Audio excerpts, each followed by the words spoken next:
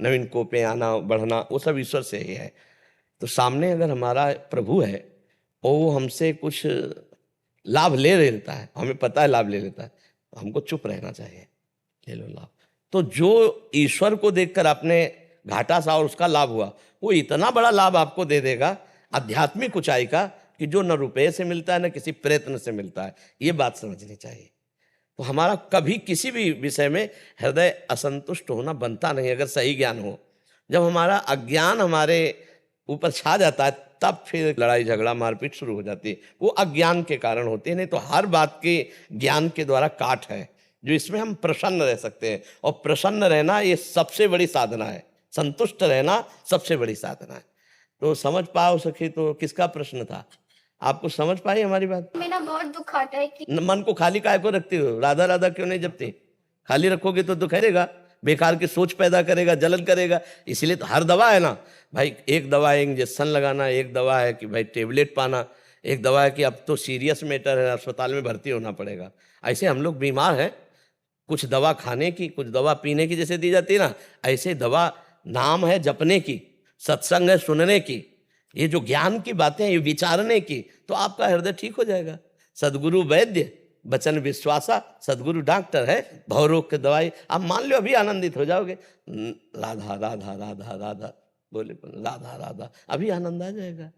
गुरु महाराज जी, आपने का पहला प्रश्न था ना, आपने कहा कि जैसे कि रसिक संत है, रसिक हमें एक ज्ञानी है, तो क्या हम ब्रह्म ज्ञानी में बैठ तो सकते हैं? नहीं, सेवा सबकी करे, हमने कहा सेवा सबकी करे, सुने सबकी, हम अपने को गुप्त रखें।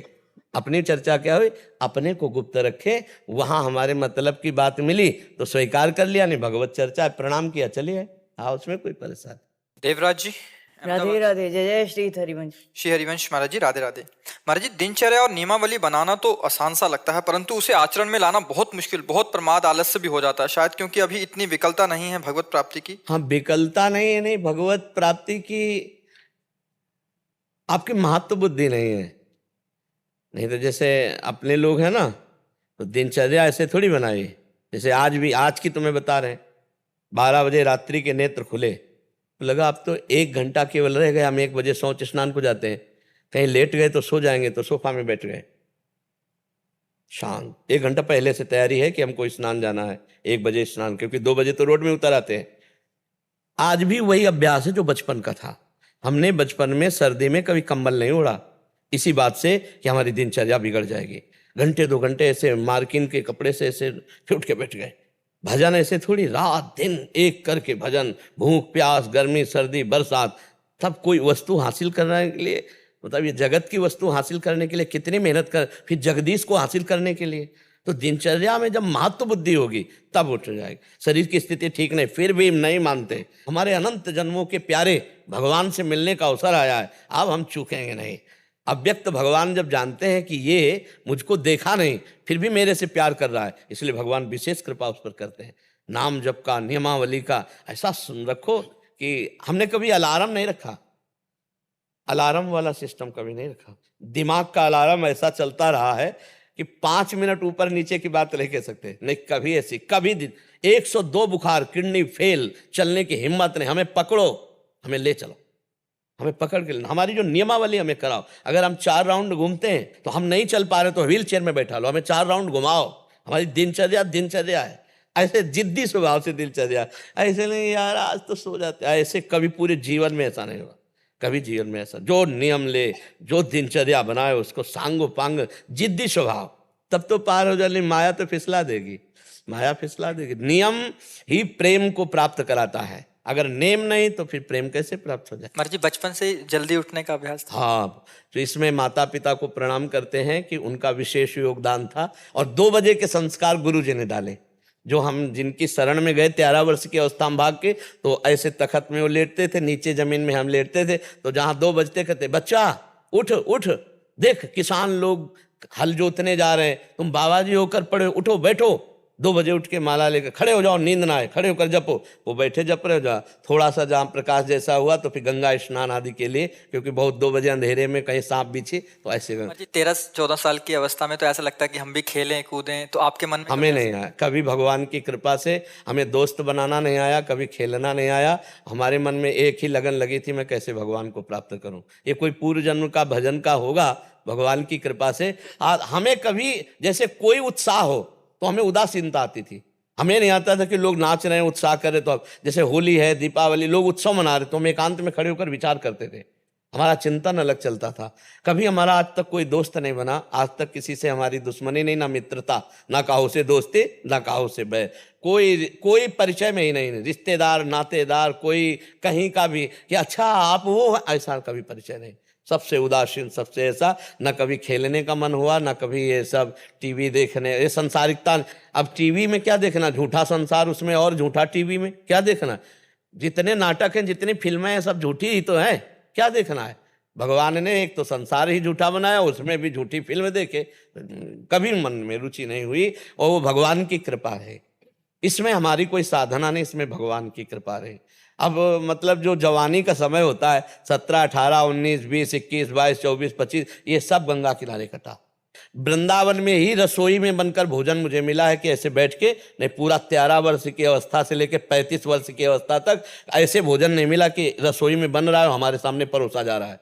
कभी ऐसे जो मांगे मिला गंगा के किनारे, उसे खा लिया ऐसे। महाराज जी अनुभूति, तो जैसे आपने बोला कि साधना में लंबे समय तक लगे रहो फिर जाके अनुभूति होती है, तो जो एक साधन पक्ष था तो आपके अंदर कभी ऐसा नहीं आया कि टूट गए हों? नहीं, कभी नहीं, कभी नहीं। नवीन उत्साह, यही हम अब भी तो देखो ना, किडनी फेल है, डायलिसिस हो रहा, कितनी परेशानी है। आपको टूटन कभी देखा आप चेहरे पे?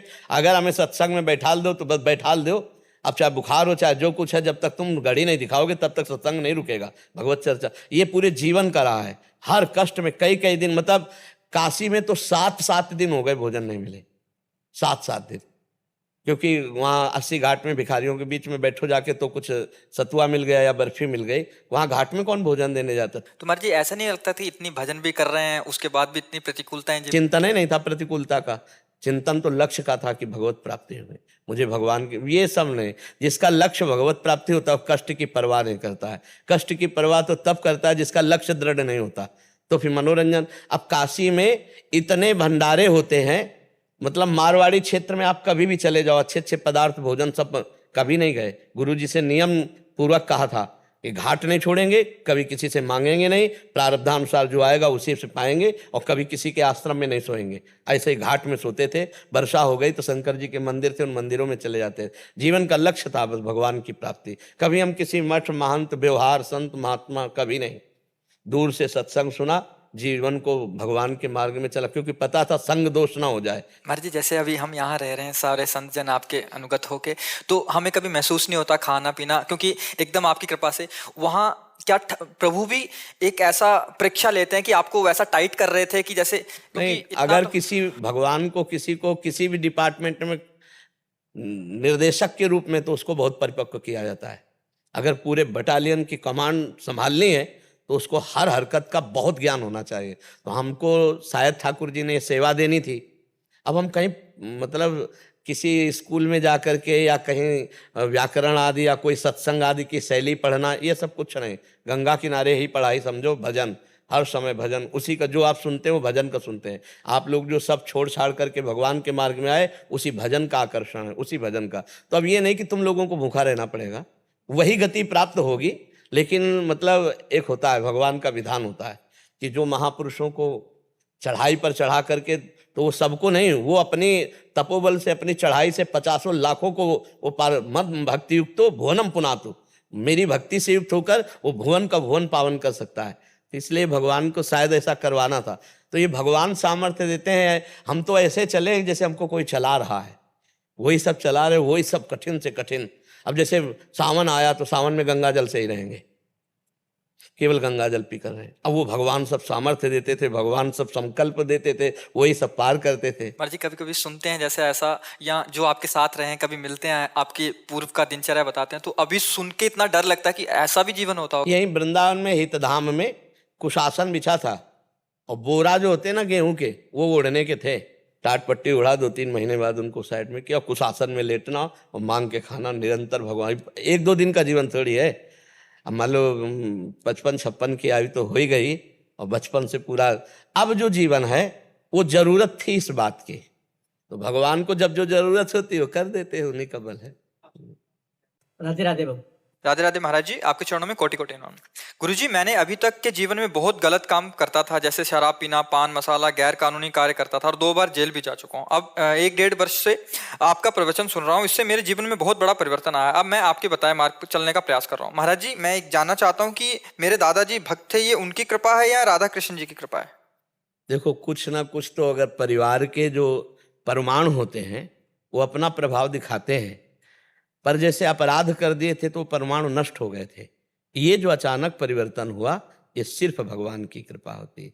जब द्रवहि दीन दयालु राघो तो साधु संगति पाइए। जब भगवान कृपा करते हैं तो संतों का संग देते हैं, और जब संत वाणी कान में जाती है तो हमारे जीवन का परिवर्तन हो जाता है। बड़े भाग पाइप सत्संगा और बिना ही प्रयास होई भव भंगा। बड़े भाग से संतों का संग मिलता है, और जब संतों की वाणी हमारे कान में जाती है तो देखो जीवन का परिवर्तन हो जाता है। आप खुद स्वीकार करते हैं कि 1.5 वर्ष से हम जब सत्संग सुन रहे तो हमारा परिवर्तन ये कृपा से होती है।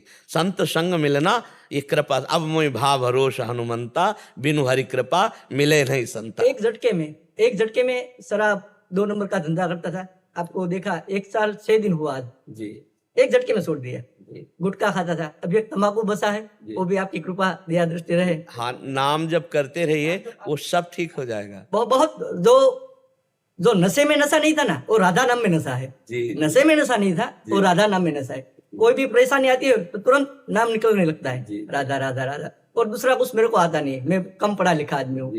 बढ़िया है, भगवान और कुछ आए बिना इतने याद बना रहे, इससे बढ़कर क्या है। हमारी महारानी जी का नाम जिब्या पे है ना, अनुलिख्यानंतानपि तदपराधान मधुपतिर महाप्रेमाविष्टस तो परम देयम विमसति तवैकम श्री राधे गृणति ही नामामृत रसम महिमना का सीमाम स्पृशति तो उदास्यैक मनसाम। जिस समय कोई राधा राधा राधा बोलता है तो अनुलिख्यानंतानपि तदपराधान मधुपतिर, मधुपति श्री कृष्ण उसके लिखे हुए रजिस्टर जो पाप के हैं उनको फाड़ के फेंक देते हैं, और अनुलिख्या आगे लिखेंगे नहीं, जिसकी जिह्वा से राधा राधा राधा राधा। जो राधा नाम जब करता है उसकी ऐसी महिमा को भगवत प्राप्त हो जाता है। फिर हे किशोरी, जो आपकी दासता करते हैं, आपकी सेवा करते हैं, उनको क्या प्राप्त होता होगा? जो राधा नाम केवल रटते हैं उनको परम पद प्राप्त हो जाता है, और जो राधा किशोरी जी की सेवा में दासता में उनकी महिमा का वर्णन क्या हो सकता है। इसलिए बड़े सौभाग्य से ये तो वृंदावन की कृपा से ही राधा नाम सुनने को मिलेगा, और त्रिभुवन में आपको कहीं नहीं मिलेगा। अगर त्रिभुवन में कहीं है तो किसी ब्रजवासी वृंदावनवासी की कृपा है, उसका संसर्गी है, तभी वो राधा राधा बोल पाएगा। लेकिन राधा राधा बोलना नहीं हो सकता। ये आगम निगम पुराण अगोचर नाम है, आगम निगम पुराण अगोचर रूप माधुरी है, आगम निगम पुराण अगोचर ये लीला है। न देवै ब्रह्मादे न खलु हरि भक्तै न सुहृदा दिविर यद्वै राधा मधुपति रहस्यम सुविदितम तयोर दासी भूत्वा तदुपचित केली रस्मो दुरंताहा प्रत्याशा हर हर दसुर गोचर्य तुम। न देवताओं को ये सौभाग्य है, न ब्रह्मा जी को सौभाग्य है, और न बड़े बड़े सुहृदों को भगवान के सौभाग्य है कि वो राधा राधा रट लें। ये वृंदावन की कृपा जिस पर हुई उसी के सौभाग्य है। कृष्ण कृपा हुई ना मेरे। जी, पूर्ण पूर्ण, बिना कृष्ण कृपा के राधा बोल नहीं सकते।